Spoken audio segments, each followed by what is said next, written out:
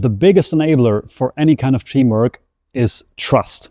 And I think that's kind of common wisdom. And we're going to talk about it in this video, why this common wisdom is actually straight to the point and true. And then maybe a little more surprising, connected topic, we're going to talk about why conflict in team is a strong expression of trust. Yeah, let's dive into it. I mean, there are so many business books that bring up this topic of trust. Very famous Patrick Lencioni or Adam Grant, just to name a few famous words. But then also from our own experience at Campfire Company, we've had thousands and thousands of conversations with companies that want to bring their people on a retreat offsite for special meetings or workshops. And when we ask them, like, at the end of the day, what do they want to bring back? Trust. That's always what it comes down to. So let's analyze this. Before recording this video, I looked up the definition of the word trust. It is the firm belief in the reliability, in the truth or ability of something or someone. Let's repeat it. The firm belief in the truth, ability, or reliability of something or someone. So if we're looking at taking this definition and we're looking at a team setup, what do colleagues have trust in then? What do they have a firm belief in then?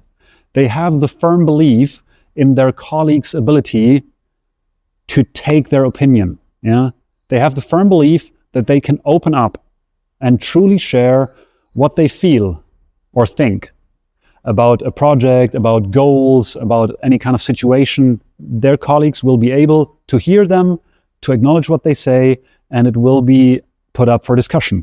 They will not be grilled, ridiculed, judged, or just shut down. Yeah, they can open up and they're safe to do so. So that's the essence of trust in a team. But then you want to ask, okay, that's all nice and well, but the goal of a company is not to make people feel good about themselves. I mean, that's also nice if that happens, but the primary goal is to create performance in relation to the market at the end of the day. So how does this relate to performance? So performance comes from solutions. Whatever the problems of these companies are, okay, if they have good solutions, they will perform. And a good solution, on the one hand, factors in all the knowledge about the problem, all the information that is available. And then a good solution, even more importantly, is a solution that many people identify with. On the one hand, of course, if many people open up, it increases the total amount of information that is available to come to a solution. The knowledge pool becomes bigger. Yeah, it becomes less likely that crucial stuff is overseen.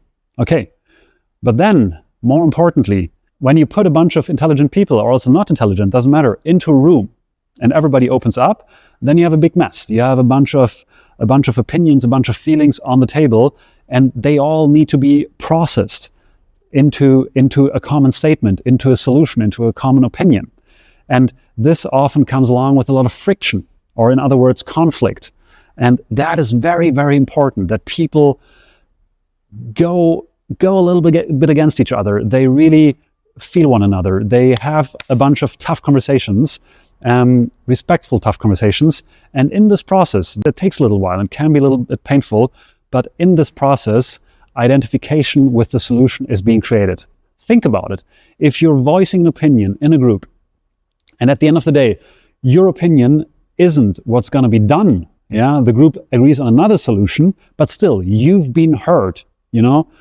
That's going to increase the odds that you identify with the solution dramatically, compared to a scenario in which you were given the very same solution, but without being consulted and heard before. Yeah, and that's this essential element of having conflicts. Yeah, and trust, and then the openness based on trust brings us into the space of conflict. And that's the gist of it. That's really it.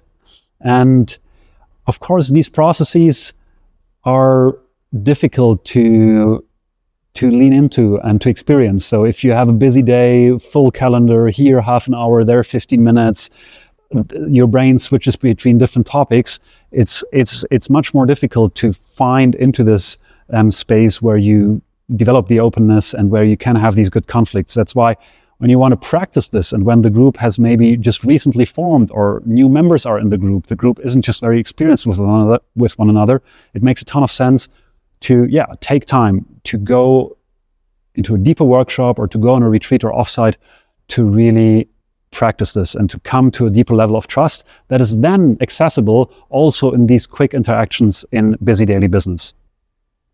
That's the gist of it. Thank you.